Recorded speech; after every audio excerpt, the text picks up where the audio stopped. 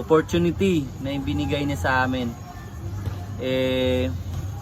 Lagi po kami dito na pumupunta sa Maynila dahil dito po yung business or company, alright, company namin. At dito po ako nagtatrabaho sa ngayon.